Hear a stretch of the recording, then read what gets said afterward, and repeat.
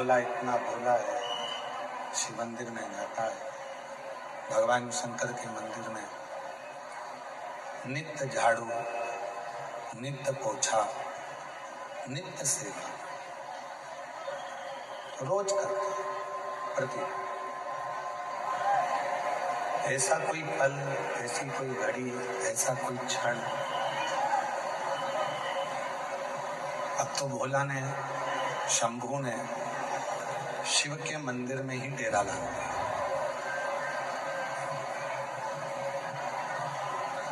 बहन एक दिन पूछी अपने भाई से, भैया तू काम क्या करता है? तो भाई ने कहा कि सेठ जी के यहाँ से तो मुझे निकाल दिया गया है, अब मैं सेठ के यहाँ तो काम नहीं करता, पर शिव जी के मंदिर में जाता हूँ, भगवान देवादिदेव महादेव के मंदिर में जाकर, भगवान शंकर के मंदिर में जाकर उनकी झाड़ू पोछा करता हूँ। शिव के मंदिर में जाता हूँ, वहीं पर जाकर कुछ सेवा करता हूँ। तब भोजन कौन देगा? पेट कौन भरेगा? कौन हमको खाने को देगा? कौन हमको तनख्वाह देगा? कौन हमको अन्न देगा? कौन देगा? भोला के मुख से निकल गया, जिसने जन्म दिया उसने सारी व्यवस्था कर कर हमको यहाँ रखा है, सारी व्यवस्था।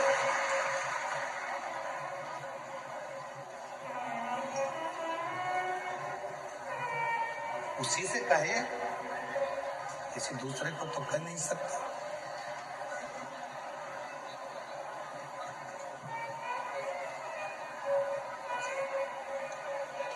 मेरा तू ही तो हमदर्द है, जिसे हर दर्द कहता हूँ। मेरा तू ही तो हमदर्द है, जिसे हर दर्द कहता हूँ। दुनिया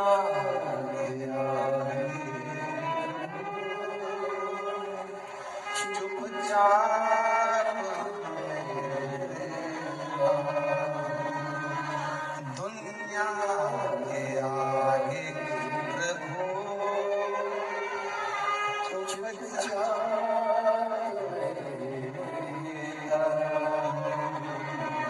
मेरा तू जिसे हर दर्द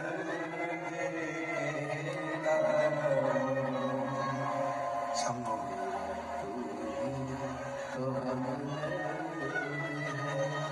जिसे हर दर्द। किससे कहें? उससे ना कहें जो परमात्मा के सामने जाकर कहेंगे।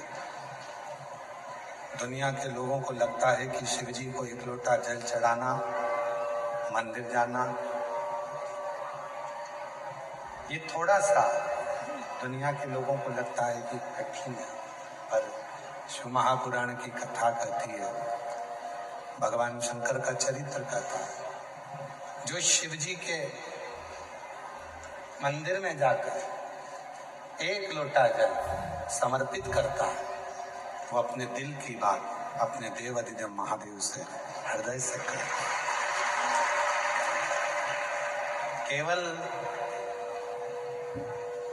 जल जल नहीं है, एक लोटा जल सारी समस्या का हल।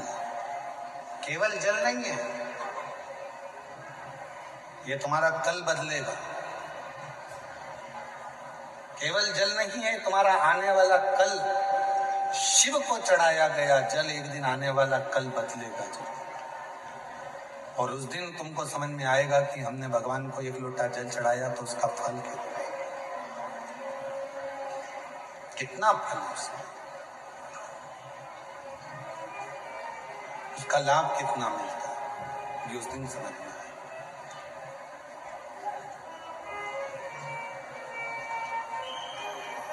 भोला शिव जी के मंदिर में सफाई करता है, झाड़ू लगाता है, सेवा करता है।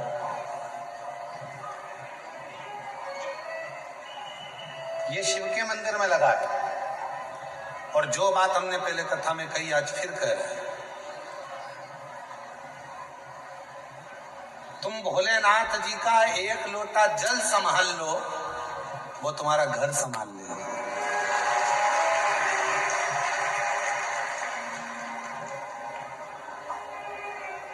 तुम एक लोटा जल संभालो, तुम बाबा का एक लोटा जल संभालो, बस उसके मंदिर जाना चालू कर दो, वो तुम्हारा घर संभालेगा।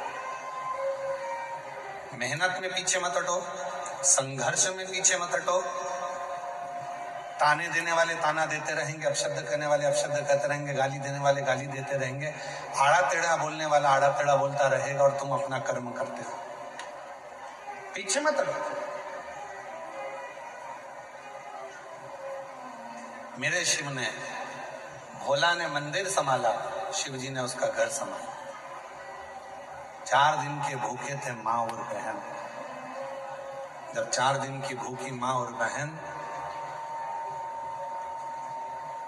सोच रही है, विचार रही है कि भाई तो शिव जी के मंदिर में लग गया, हमारा भोजन कौन है। और प्रभु आपकी कृपा से सब काम हो गया। भोले आपकी कृपा से सब काम हो गया। करते हो भोले बाबा, मेरा नाम हो रहा है। करते हो भोले बाबा, मेरा नाम हो रहा है। भोले आपकी कृपा से सब काम हो रहा। आपको लगता है आप कर रहे हो, तुम 1 लोटा जल चढ़ाना प्रारंभ करो, श्री शिवाय नमस्तुभ्यम बोलना प्रारंभ करो, शिव के मंदिर जाना चालू करो, शिव पुराण की कथा श्रवण करना प्रारंभ करो। बाकी की व्यवस्था वो करेगा। मेहनत करो, परिश्रम करो, फिर उसके हाथ में छोड़ो।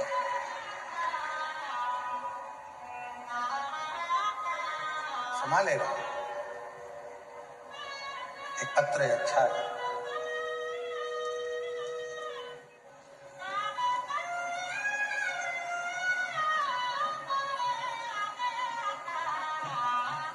मैं सो मालती बाई सुतार, रसलपुर तहसील रावेर जिला जलगांव, मेरा मोबाइल नंबर ये है। गुरुजी 1 लोटा जल सारी समस्या का हल। जिनके पत्र पढ़े जाते हैं अगर वो बैठे हों तो हाथ हिला सकते हैं या आ सकते हैं। मैं सो मालती बाई सुतार, रसलपुर तहसील सावेर जिला जलगांव, मेरा मोबाइल नंबर ये है। आप कहते हैं 1 लोटा जल सारी समस्या का हल।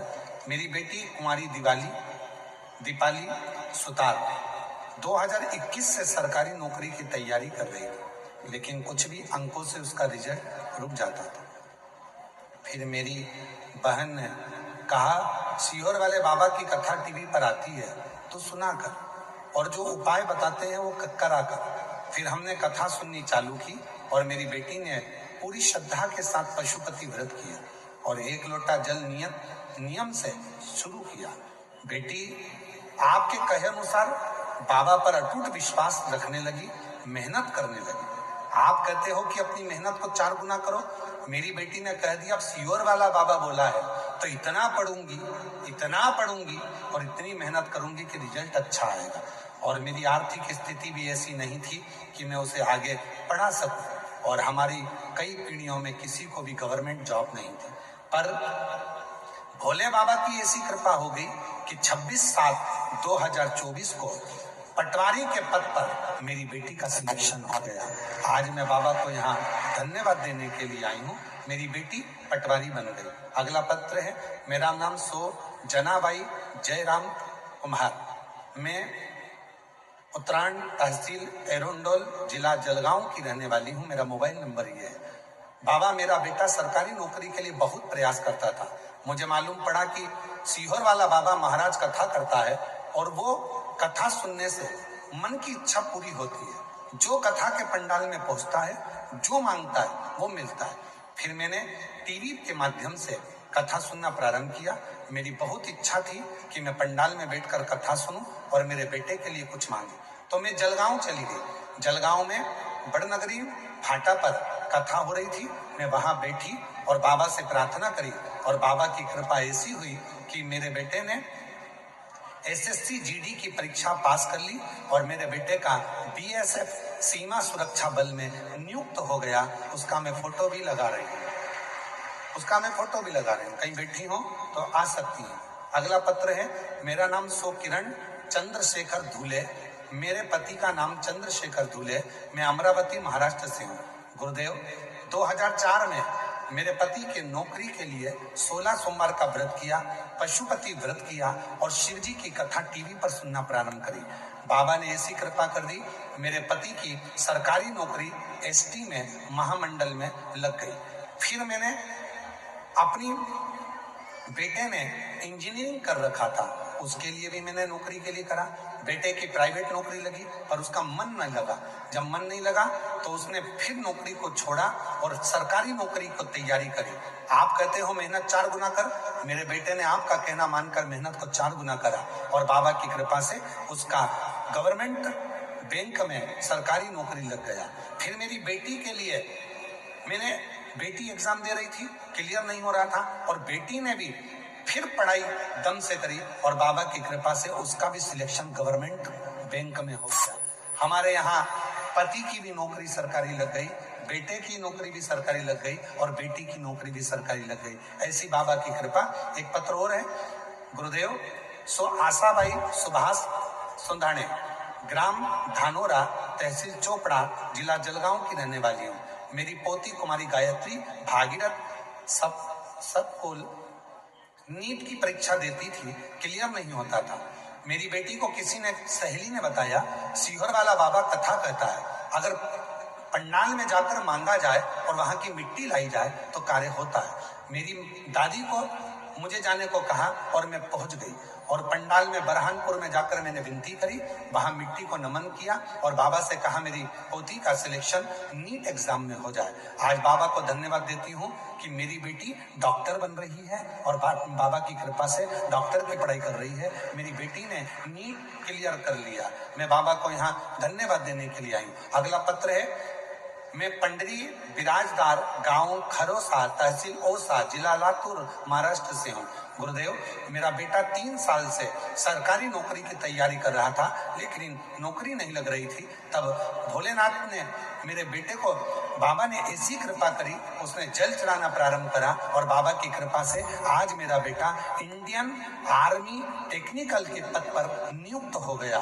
मैं बाबा को यहाँ प्रणाम करने के लिए आई हूँ। ऐसे ढेर पत्र शिव के, ढेर।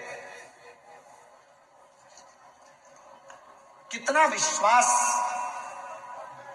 दुनिया को लगता है एक लोटा जल है, नहीं, वो तुम्हारा आने वाला कल बदल देगा। वो एक लोटा जल तुम रोज मंदिर जाओ, रोज बाबा को चढ़ाओ, दिल से प्रार्थना करो, विनय करो, निवेदन करो। जब बाबा से आप दिल से प्रार्थना करोगे, निवेदन करोगे तो बाबा सुनेगा, सुनता है।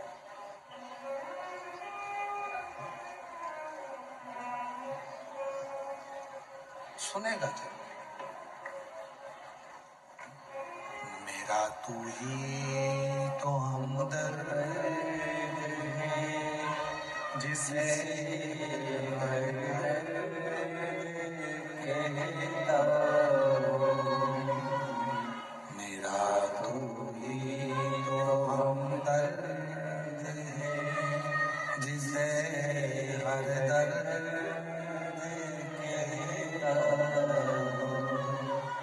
भोला शिव के मंदिर को संभाल रहा है, शंकर भगवान के मंदिर में सेवा कर रहा है, चाकरी कर रहा है।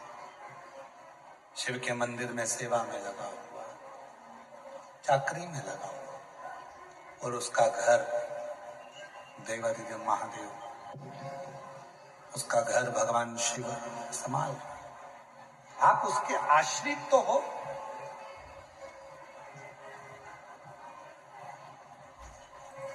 कहना सरल है, हम तो बाबा के भरोसे चलते हैं, पर विश्वास पक्का कर कर देखो, हम बाबा के भरोसे चलते हैं।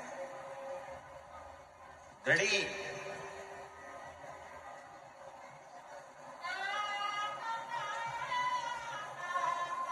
पूर्ण भरोसा।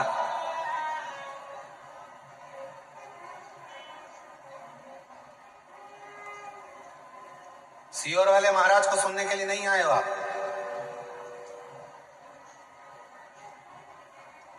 आप उस देवादिदेव महादेव से बात करने के लिए। सीहोर वाले महाराज को सुनने के लिए तो तुम टीवी के सामने भी बैठ सकते हो, पर पंडाल में यदि आए हो तो अपने बाप से, अपने पिता से, अपने दिल की बात कहने के लिए आए हो, अपने मन की बात कहने के लिए, अपने बाप से शंभु, अपने बाप से, अपने पिता से मन की बात कहने के लिए, हृदय की बात करने, अपने बाबा से अपने मन की बात करने के लिए।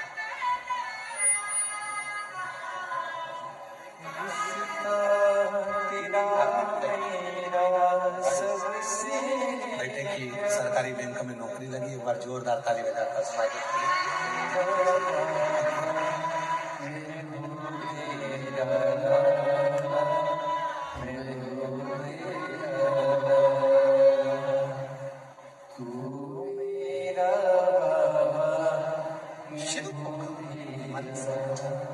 जब हम दिल से बाबा को अपने मन का भाव करते हैं, प्रार्थना करते हैं, विनय करते हैं, निवेदन करते हैं, विनती करते हैं, तो बाबा उसको स्वीकार जरूर करता है, स्वीकार करता है।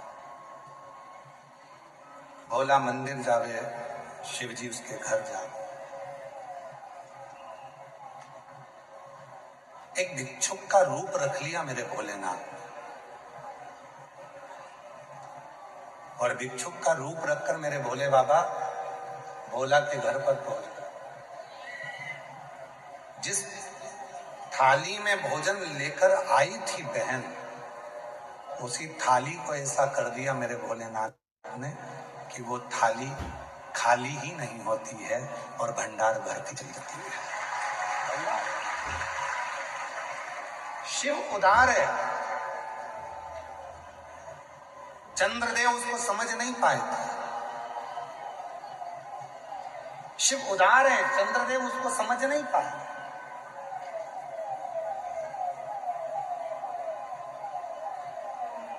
और केवल चंद्रदेव ने भगवान शिव का अपमान नहीं करा, शिव जी का अपमान करा चंद्रदेव ने, तो शिव ने स्वीकार कर लिया, कोई बात नहीं, अपमान हुआ है, कोई बात नहीं, कोई बात नहीं।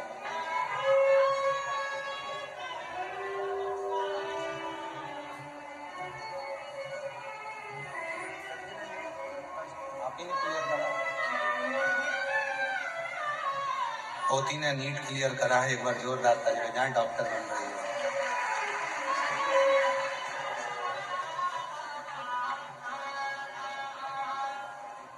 चंद्रदेव शिवजी का अपमान करे भरी सभा में, तो भगवान शंकर ने फिर भी स्वीकार किया, कोई बात नहीं है, अपमान किया है, कोई दिक्कत नहीं है, हो गया। पर एक समय ऐसा आया,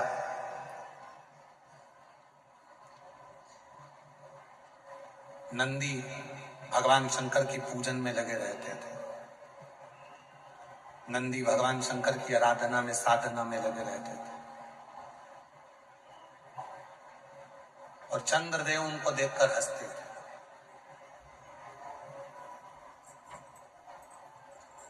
जिस पर दुनिया हंसी है, उसी ने कमर कसी है, उसी ने कमर कसी है। जिस पर दुनिया हंसी है, लोग कहें सो तेरा ऐसा हो ही नहीं सकता, तो भरोसे से कहो मैं मेहनत करूंगा, करके बताऊंगा ये होगा। तेरी सरकारी नौकरी नहीं लग सकती, कैसे नहीं लग सकती, मेहनत करूंगा, परिश्रम करूंगा, रात दिन एक कर दूंगा, और शिव जी पे एक लोटा जल चढ़ाऊंगा, लगेगा। परिश्रम, मेहनत।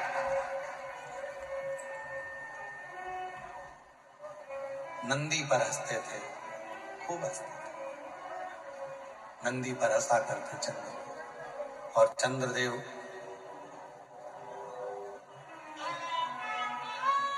जब नंदी पर हंसते,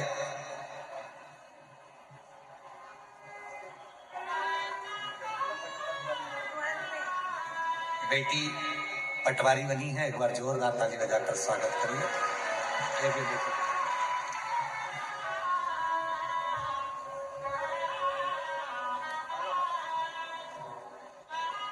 चंद्रदेव नंदी पर हंसते थे, नंदी भगवान शिव की साधना में, नंदी भगवान शंकर की आराधना में लगा।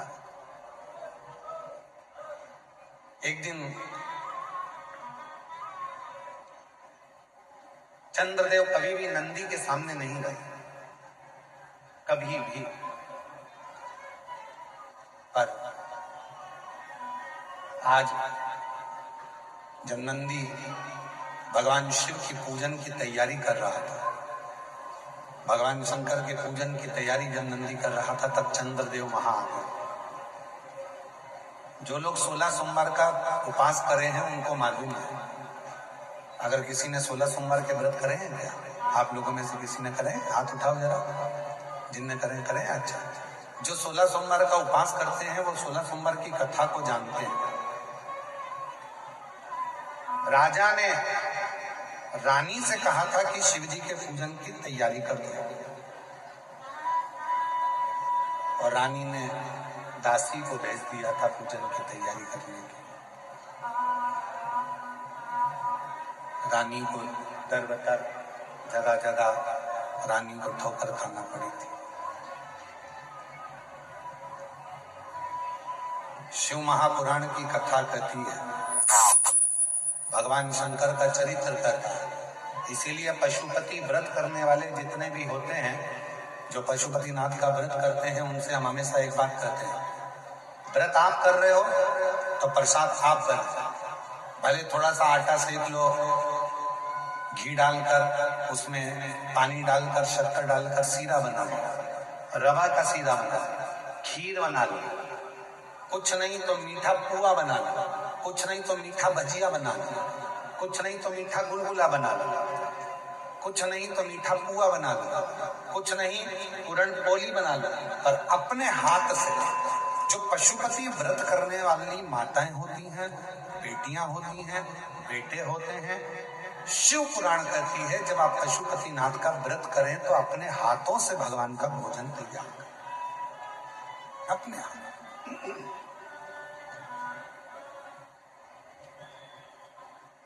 पूजा की थाली लगाएं, अपने हाथों से भोजन तैयार करें, पूजा की थाली लगाएं, भोजन तैयार कर कर अपने हाथों से करें। कई लोगों की आदत होती, मम्मी जरा एक लोटा पानी दो, शिव जी को चढ़ा के आना है। हवाई लगा के गीला ला पानी ला कर दे, मैं शंकर जी के मंदिर जाऊंगा। क्यों? खुद जाओ, एक लोटा जल लो, भरो और फिर चढ़ा।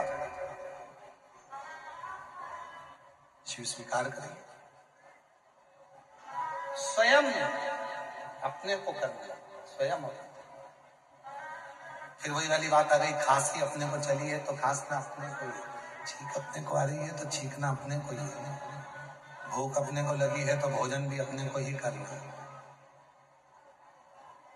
उसी तरह यदि कष्ट अपने ऊपर है, तकलीफ अपने ऊपर है, दुख अपने ऊपर है, तो शिव के मंदिर भी एक लोटा जल भरकर अपने को जाना पड़ेगा, जल भी अपने को चढ़ाना पड़ेगा, स्वयं को।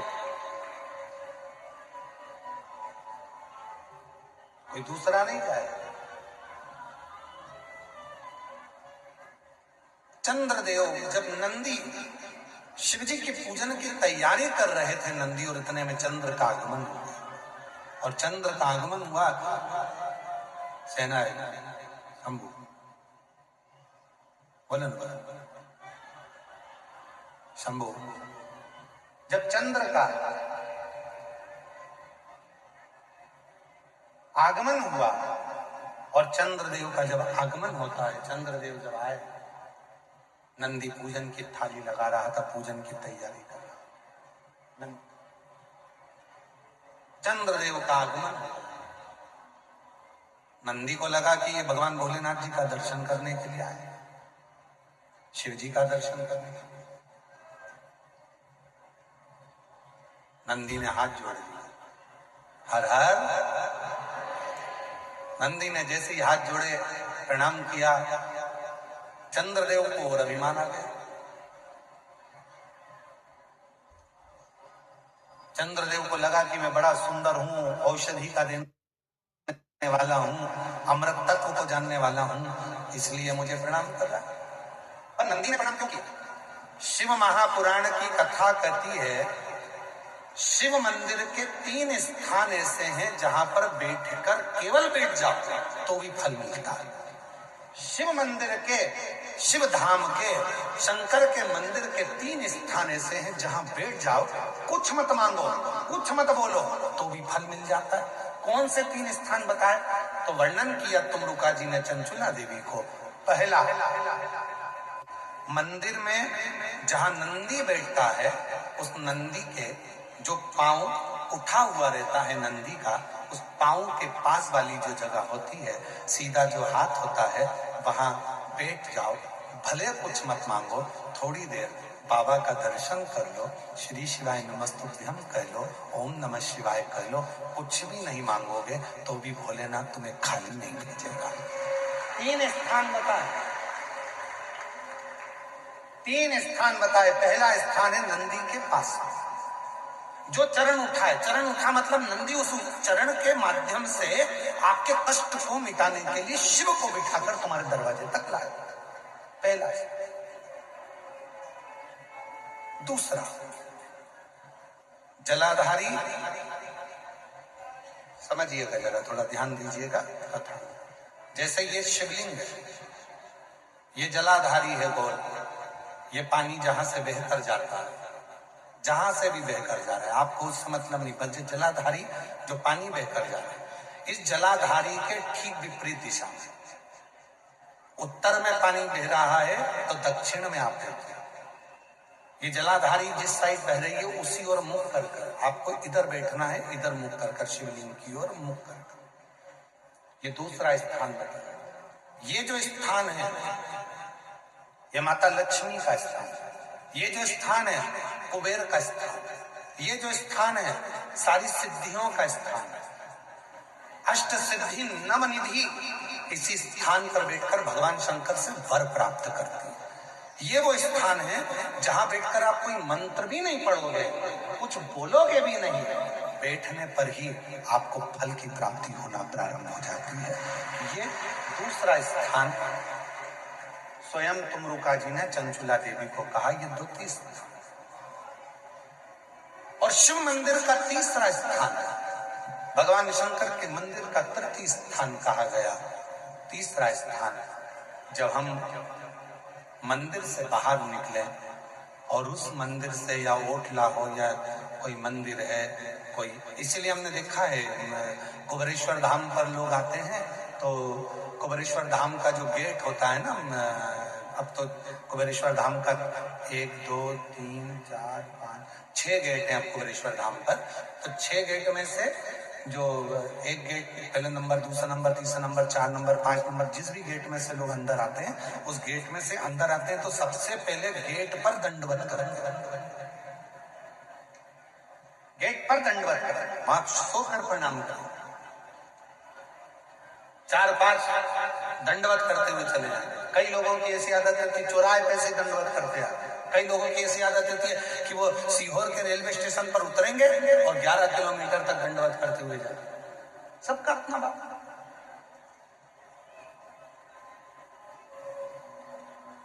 और आप लोगों को सुनकर खुशी होगी कि कुबेरेश्वर धाम के प्रांगण में, कुबेरेश्वर धाम के प्रांगण में 4 नंबर और 5 नंबर गेट से आप कुबेरेश्वर धाम के मंदिर के अंदर ही अपनी गाड़ी खड़ी कर सकते हैं निःशुल्क। पार्किंग का कोई पैसा आपको देना नहीं, मंदिर के अंदर ही गाड़ी जाती है। बस आपको 4 नंबर 5 नंबर गेट पे पहुंचना है और वहां से मंदिर को अंदर गाड़ी को प्रवेश करो। बड़ी बड़ी बसें भी लगाने के लिए हमने वहां पर सुविधा कर दी है कि बसें अंदर खड़ी हो जाए, सब अपना भोजन बनाए, वहीं पर खाएं। जिसको भोजन बनाना है भोजन बनाए, नहीं तो भोजन तो बाबा का भंडारा चलता है सबके लिए। कोई बस का शुल्क नहीं लगना है, तुम्हारी गाड़ियों का शुल्क नहीं लगना। मंदिर प्रांगण में 4-5 नंबर गेट से अंदर करेंगे, गाड़ियां निःशुल्क पार्किंग आपको वहां प्राप्त होगी। किसी को रुपया देने की जरूरत नहीं, 1 रुपया आराम से आप लोग वहां गाड़ी खड़ी करें, रुद्राक्ष लें, खाओ पियो, बाबा के घर आयो, अपने पिता के घर आयो, भजन कोई नहीं।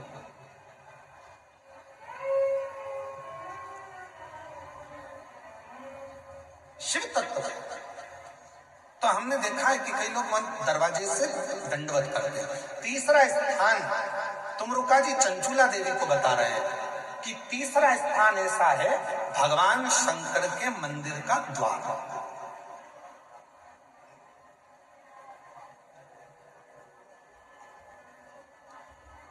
शिव मंदिर का द्वार।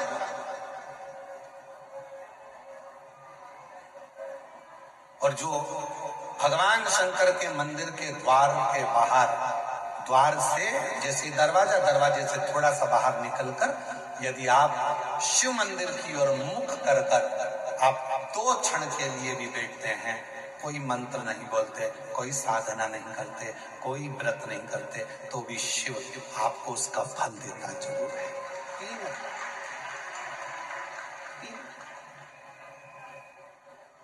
कौन कौन सी 3 जगहें जम के बोलेंगे सभी? पहले नंबर का नंदी का जहां चरण उठा है उसके पास, दूसरे नंबर का जहां जलाधारी पानी बहकर जाता है उसके ठीक विपरीत की ओर जलाधारी की ओर, और तीसरा स्थान शिव के द्वार।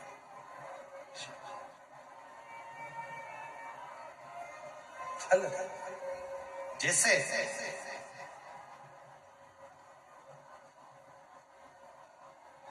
एक नारी के गर्भ में अगर कोई गांठ पड़ जाती है, चेस्ट में गांठ आ जाती है, कोई पुरुष कोई नारी को अगर शरीर में कहीं पर भी गठान हो जाती है, कहीं पर भी गांठ पड़ गई, डॉक्टर को दिखाने जा रहे हो और मन में भ्रम उत्पन्न हो रहा है कोई बीमारी ना लग गई हो, शरीर में कहीं पर भी गांठ पड़ जाए, कहीं पर आप प्रयास करो।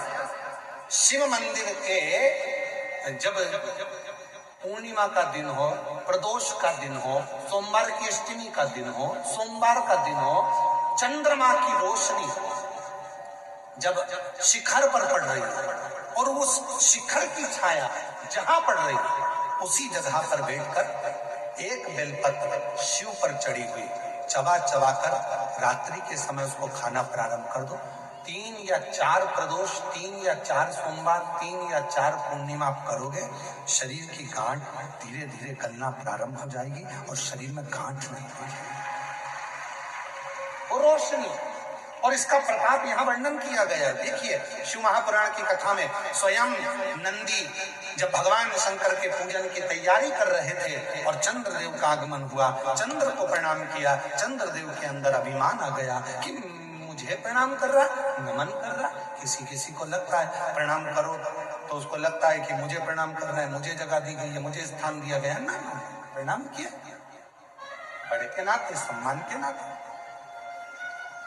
चंद्रदेव ने पूजा की थाली को देखा और देखकर पूजा की थाली को चंद्रदेव ध्यान नहीं दिए और चंद्रदेव नंदी को कुछ अपशब्द कहने लगे।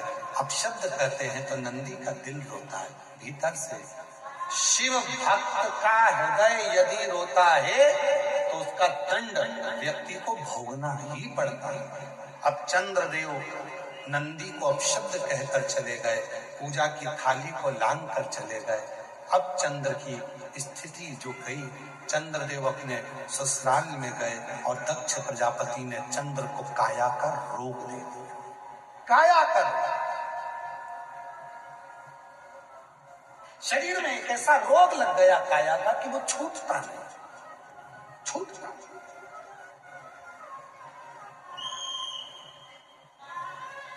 कई बार बच्चे जन्म लेते हैं, बुद्धि का विकास नहीं हो पाता, शरीर का विकास नहीं हो पाता, हाथ पैर से कमजोर रहते हैं, पलंग पर सोए रहते हैं, बॉडी काम नहीं करती है, बच्चे चल नहीं पाते हैं, दौड़ नहीं पाते हैं, बैठ नहीं पाते हैं, भोजन नहीं कर पाते हैं, सुन नहीं पाते, बुद्धि का प्रयोग नहीं कर पाते।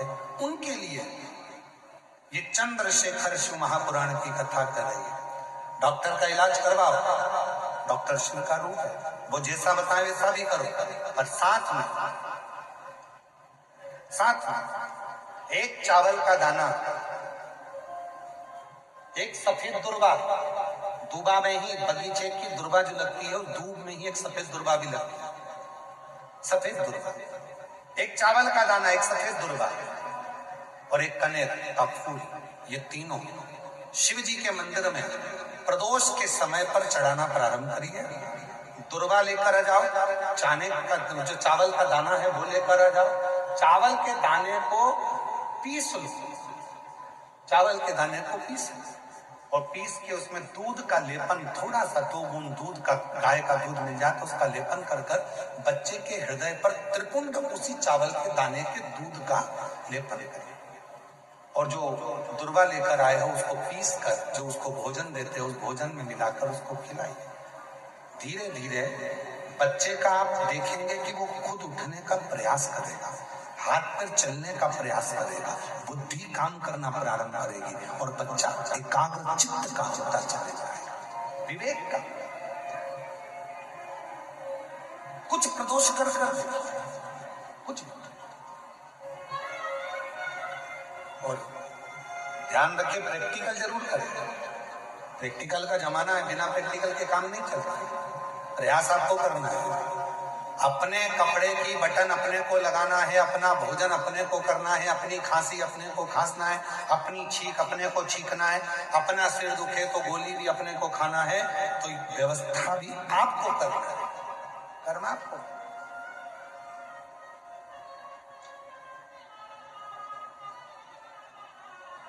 शिव भक्त का तो केवल उतना काम है कि आपके सम्मुख में आकर शिव की चर्चा का स्मरण, शिव चर्चा,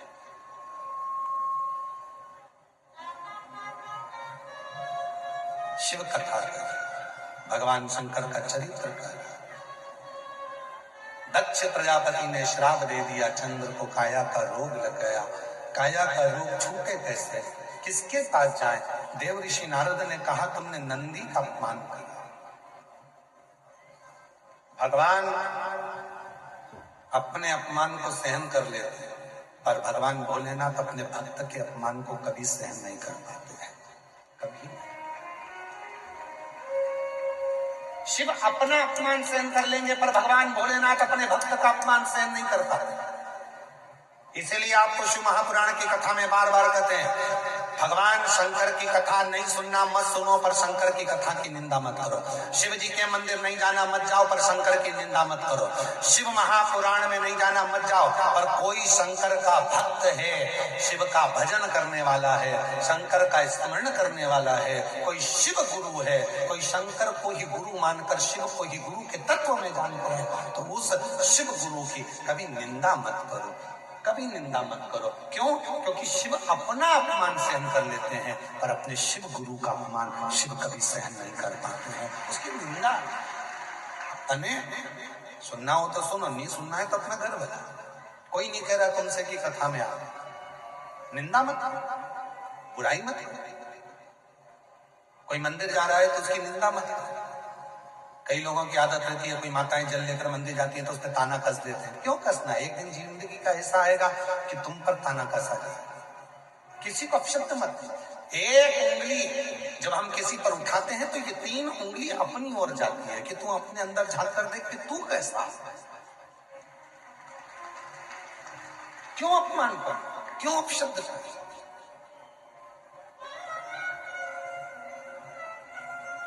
महाराज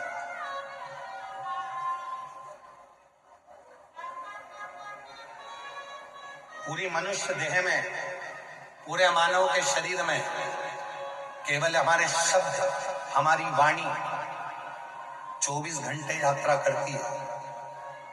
मानव के शरीर में केवल हमारा शब्द, हमारी वाणी ऐसी है जो 24 घंटे यात्रा करती है। शब्द, इसलिए कहते हैं वाणी ऐसी बोलिए जो मन का आपा होए।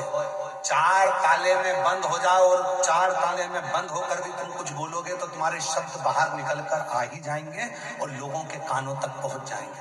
पति पत्नी अपने कमरे में बैठकर भी बात करेंगे तो वो बात अपनी बहू तक पहुंच ही जाएगी, बेटे तक पहुंच ही जाएगी। बहू बेटा अपने कमरे में बैठकर बात करेंगे तो वो बात सास तक पहुंच जाएगी। कोई नहीं है, कमरे की आवाज भी बाहर नहीं जाती है, कोई नहीं सुनता, फिर भी वो शब्द चलते हैं। हमारे मुख से निकले हुए शब्द यात्रा करते हैं। कथा हम यहाँ बाँच रहे हैं भुसावल में, पर ये कथा जिसने नहीं भी सुनी होगी तो भी एक ना एक दिन ये शब्द चलकर किसी के भी माध्यम से पहुंचेंगे, लोगों के कान तक पहुंच ही जाते हैं। शब्द चलते हैं, शब्द यात्रा करते हैं, वाणी यात्रा करती है, शब्द चलते हैं और ये यात्रा करते हैं। शब्द यात्रा, वाणी यात्रा करती है। इसलिए निवेदन है, सास से भी निवेदन है, बहू के लिए कोई भी शब्द बोलो वो बहू तक पहुंचेगा एक ना एक दिन। बहू से निवेदन है, तुम सास के लिए कितना भी मायके में जाकर बोल दो, अपनी मम्मी के सामने जाकर बोल दो, फिर भी वो शब्द एक ना एक दिन तेरी सास के सामने जरूर आएगा। वो शब्द घूमता आता है और तुम्हारे सामने पहुंचता है। तो क्यों बोले हम आड़ा टेढ़ा, क्यों बोले हम अपशब्द? अरे मत बुरे कर्म कर बंदे वरना पछताएगा, भगवान की आंखों से बच नहीं पाएगा, तू बच नहीं पाएगा। अरे ओ अज्ञानी मत करना। शब्दों को छोड़ने से पहले विचार। जब सीहोर में गुरु पूर्णिमा का महोत्सव होता है, साल में एक ही दिन होता है जिस दिन गुरु दीक्षा हम देते हैं, बाकी के पूरे वर्ष गुरु दीक्षा नहीं देते। एक ही दिन होता है गुरु पूर्णिमा का दिन, उसके 7 दिन पहले शिव पुराण की कथा होती है, गुरु पुराण की कथा होती है, शिव गुरु कथा चलती है। जब उसमें गुरु पूर्णिमा के समय पर शिव भक्त सीहोर पहुंचते हैं, कथा श्रवण करते हैं, तो हम उनसे एक ही बात कहते, आप आए हो कथा सुनने, पर शिव गुरु की बात अपने अंदर उतार कर लेकर जाना कि अपने अंदर की जितनी बुराइयां हैं उसको क्या कुछ अच्छा ग्रहण करें, कुछ अच्छा लें अपने तो कथा में आना सार्थक। चंद्रदेव को काया का रोग लगा, चंद्रदेव नारद जी के पास गए, नारद जी ने नंदी के पास भेजा, वापिस चंद्रदेव को घूमकर नंदी के पास आना पड़ा, नंदी से प्रार्थना करना पड़ी, मेरा रोग कैसे मिटेगा? नंदी ने कहा, सुन चंद्र, तूने शिव का अपमान भरी सभा में करा था, शिव ने सह लिया, पर शिव भक्त का अपमान कभी शिव सहते नहीं है, इसलिए तुझे ये रोग हुआ है, शिव की साधना कर। नंदी ने पूजन का विधान बता दिया, पूजा का। कई लोग कहते हैं गुरुजी, आप कहते हो कनेर का फूल ऐसे चढ़ाना, आप कहते हो बेलपत्र ऐसे चढ़ाना, आप कहते हो दुर्वा ऐसे चढ़ाना, आप कहते हो चावल का दाना ऐसे चढ़ाना, आखिर क्यों? हम उनसे कहते हैं, देखो गोलियां डॉक्टर लिखता है पर उसको खाने का तरीका भी लिखता है। ये वाली गोली खाली पेट खाना, ये वाली गोली रात को खाना, ये दवाई गर्म पानी के साथ लेना, ये दवाई दूध के साथ लेना। डॉक्टर को मालूम है दवाई अगर वो देता तो पूरी दवाई एक साथ खिला देता, पर नहीं, उसको मालूम है ये दवाई कैसे लेना। उसी तरह वेद व्यास जी ने भी शिव महापुराण में सारा विधान लिखा है, कैसे बेलपत्र कब चढ़ाना है, दुर्वा कैसे चढ़ाना है, चावल का दाना कैसे चढ़ाना है, कैसे भगवान शंकर के मंदिर में कहाँ बैठना है, किस तरह से बैठना है, ये तरीका है, ये तरीका है। और जिस तरीके से आप जिंदगी भर खूब दवाई खा लो, आराम नहीं लगेगा, पर डॉक्टर कहेगा कि इस तरह से खाना, ये सुबह खाना, ये शाम को खाना, ये पानी से खाना, गर्म पानी से खाना, ऐसा करना, योगा करना, प्राणायाम करना, ये सब डॉक्टर बताएगा, उसके विधान से खाओगे तो वो लाभ करेगा, वो विधान था। ऐसे कितनी भी लाते जाओ, कितनी माताएं बैठी हैं, कितने भाई बैठे हैं जिनका सिर दुखता है और मेडिकल पर जाते हैं और दवाई लेकर आ जाते हैं। पेट दुखता है, मेडिकल पर जाते हैं, मेडिकल वाले से कहते हैं भैया दवाई दे दो, पेट दुख रहा है, मेडिकल वाला दवाई दे देता है और तुम खा लेते हो, वो थोड़ी देर का आराम लग जाएगा, फिर तकलीफ होगी। इसलिए मेडिकल पर जाने से पहले डॉक्टर के पास जाओ, और डॉक्टर के पास जाकर कहोगे कि ये तकलीफ है, डॉक्टर उसको लिखेगा। तो क्या डॉक्टर तो 3-4 दवाई लिख देता है, मेडिकल वाला एक ही दवाई देता है। डॉक्टर 3-4 दवाई क्यों लिखता है? क्योंकि एक दवाई देगा, उसको मालूम है एसिडिटी होगी, तो उसके साथ दूसरी दवाई भी देगा, एसिडिटी को दबाने के लिए तीसरी दवाई देगा। 3 दवाई इसलिए डॉक्टर ने दी कि वो दवाई लेगा तो साइड इफेक्ट नहीं होगा। पर मेडिकल वाले हो सकता है कि तुमको दवाई दे दें, थोड़ी देर के लिए आराम भी लग जाए और बाद में फिर तबीयत खराब हो जाए। डॉक्टर को दिखाकर फिर मेडिकल पर जाए, फिर मेडिकल पर दवाई वो असर करेगा। चंद्रदेव ने काया के रोग से मुक्त होने के लिए शिव की साधना करी, तब जाकर चंद्र की काया का रोग समाप्त हुआ। भगवान श्री गणेश जी महाराज का मंगल विवाह हो रहा है, रिद्धि सिद्धि के साथ भगवान श्री गणेश जी पधार रहे हैं। जोरदार ताली बजाकर उनका स्वागत करिए। भगवान श्री गणेश जी महाराज के गले में रिद्धि सिद्धि जयमाला पहना रही हैं। जोरदार ताली बजाइए। रिद्धि सिद्धि के गले में भगवान श्री गणेश जी महाराज ने जयमाला पहनाई है। रिद्धि सिद्धि ने वही जयमाला निकाल कर वापिस श्री गणेश जी महाराज को पहनाई है और गणेश जी महाराज मध्य में आकर विराजमान हो गए। हर हर। कल कथा का समय सुबह 8 बजे से 11 बजे तक रहेगा। आज कथा की शिवरात्रि है। बड़े प्रेम से कथा का शिवरात्रि का लाभ लीजिए। संपूर्ण भुसावल वालों से निवेदन है, खूब प्रेम से आओ, आनंद से आओ और भाव से शिवरात्रि का भी दर्शन करिए। और कल कथा सुबह 8 बजे से 11 बजे तक होगी और दोपहर में 2 बजे से 5 बजे तक कथा का समय टीवी पर रहेगा और कथा स्थल पर भुसावल में सुबह 8 बजे से 11 बजे तक कथा रहेगी। हर हर। जय श्री राधे। सभी भक्तों को हर हर महादेव सदा जैसे के साथ श्री शिवाय नमस्तुभ्यम। व्यासपीठ को नमन करते हुए हम सबके प्रिय, हम सबके लाडले ठाकुर कल्लूजी महाराज के चरणों में नमन करते हुए परम सत्य परम आदरणीय विश्वविख्यात पूज्य गुरुदेव के पावन चरणों को नमन करते हुए और आप सभी शिव भक्तों के चरणों में नमन करते हुए सुंदर आज कथा के 6वें दिवस की कथा हम सभी ने श्रवण करी और आरती का समय भी हो चुका है। कुछ अतिथिगण हमारे बीच में पधारे हैं। गिरीश भाऊ जी महाजन जल संपदा मंत्री हमारे बीच में पधारे हैं। एक बार जोरदार ताली बजाकर स्वागत करें।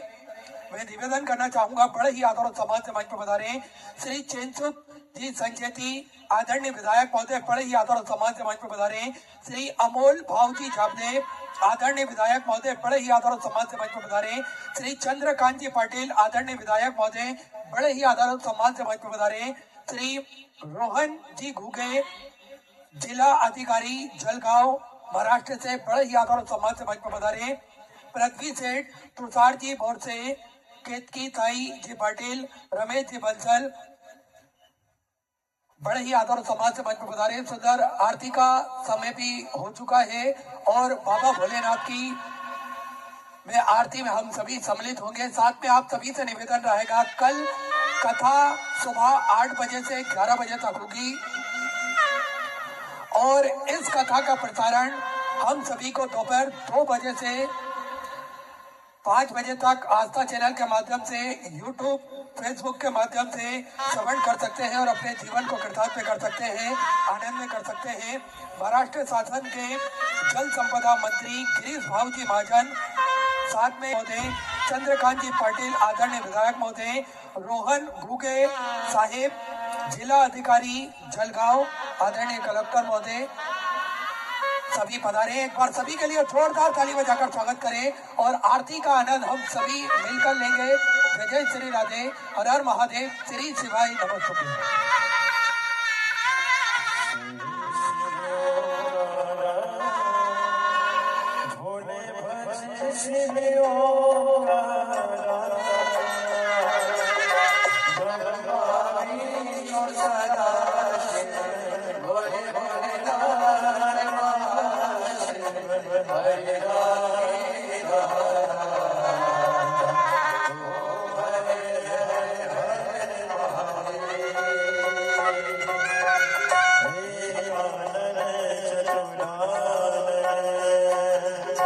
चल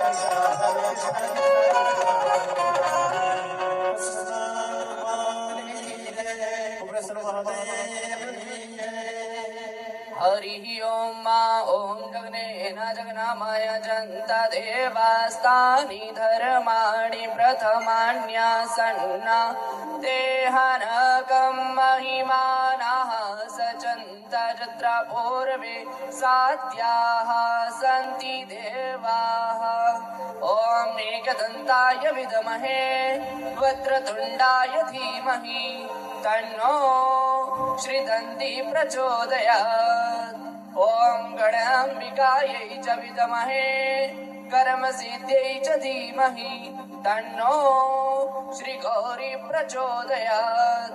ॐ तत्पुरुषाय विद्महे महादेवाय धीमहि तन्नो श्रीरुद्रः प्रचोदयात्। ॐ नानः सुगन्धिपुष्पाणि